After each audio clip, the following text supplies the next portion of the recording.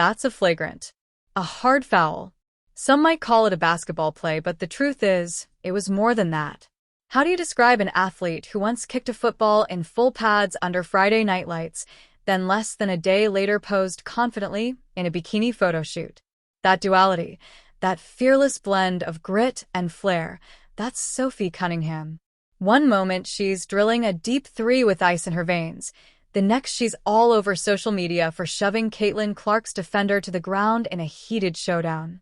She's tough, she's fiery, she's unapologetic.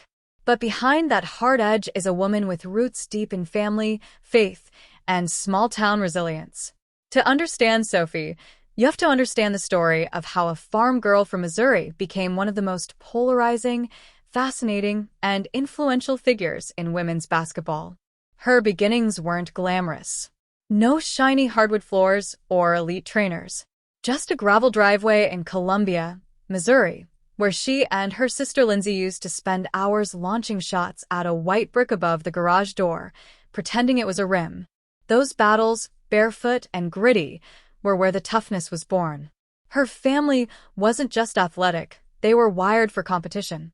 Her father, Jim, had strapped on pads for Missouri football. Her mother, Paula, hurled javelins with precision. Even her grandparents and uncles had left their mark in sports. At the Cunningham dinner table, the conversation could pivot from prayer to playbooks without missing a beat. In that household, playing wasn't enough, you competed. You pushed. You fought. By the time Sophie was 6 years old, she was already a black belt in Taekwondo, breaking boards while most kids were still wobbling on bikes. That discipline, that early focus on both body and mind, shaped her approach to everything that came later. And when Rockbridge High School's football team lost its kicker, Sophie didn't hesitate. She strapped on the helmet, jogged out under the lights, and drilled kicks, making her the first girl to score in a varsity football game in school history. And in pure Sophie fashion, the same night she was nominated for Homecoming Queen, she walked off the stage, ditched the formal wear, and suited up to go hit the field like a warrior. That wasn't a gimmick. That was who she was. At Rockbridge, she was unstoppable, leading the team to 4 straight state championships and racking up nearly 2,000 career points. Awards poured in: Missouri Gatorade Player of the Year, McDonald's All-American, a spot in the same elite category that had once launched the careers of Candace Parker and Maya Moore. From there, she stayed close to home, choosing the University of Missouri, where she didn't just play, she dominated. Starting every single one of her 129 games across 4 seasons, she averaged 17 points, 5 rebounds, and 3 assists. She became the face of Missouri women's basketball, pouring in over 2,100 career points, ranking among the program's all-time leaders in threes and free throws. And more than the stats, she brought fire.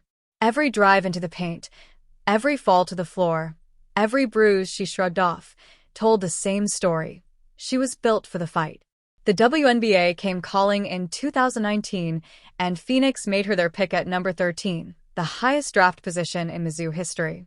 But life in the pros isn't easy.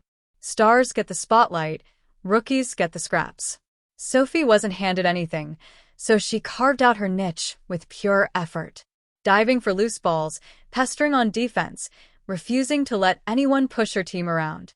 She spent 6 seasons in Phoenix, a scrappy role player, a spark off the bench, the kind of teammate who would fight for every inch. And then in 2025, her career took a sharp turn. She was traded in a 4-team deal to the Indiana Fever, a team suddenly under a national spotlight thanks to the arrival of a generational rookie, Caitlin Clark. Clark's scoring, swagger, and star power lit up the league, but her presence also made her a target. And that's where Sophie stepped in.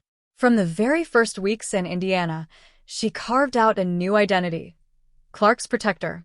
She wasn't there to score 20 a night. She was there to set the tone, to make sure no one touched her star teammate without feeling the consequences. The defining moment came in June of 2025.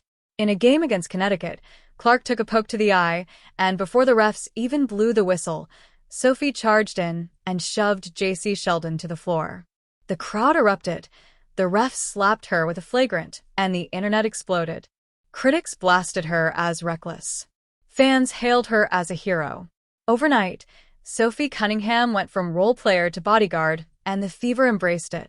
Her numbers don't scream superstar, 5 points, 4 rebounds, a steal, or 2 a game, but her impact is undeniable. Coaches rave about her leadership, teammates trust her, and opponents hesitate when she's nearby.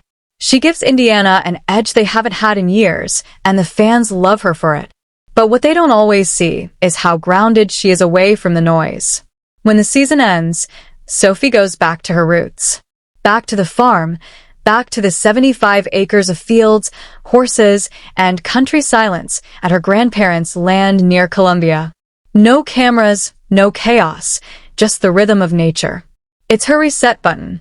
But don't mistake the farm for downtime. Even there, her mornings often start before the sun's up, grinding through skill sessions with trainer Keith Porter, footwork drills, shooting reps, cardio circuits that leave her gasping. She trains like every day is game day because in her mind, you don't just play the WNBA, you survive it. Off the court, she balances the grind with faith and family. She and her sister even share a tattoo of 3 waves, a symbol of resilience and belief. It's those quiet anchors, Bible verses, barn time, fishing trips, that keep her steady when the spotlight burns too bright.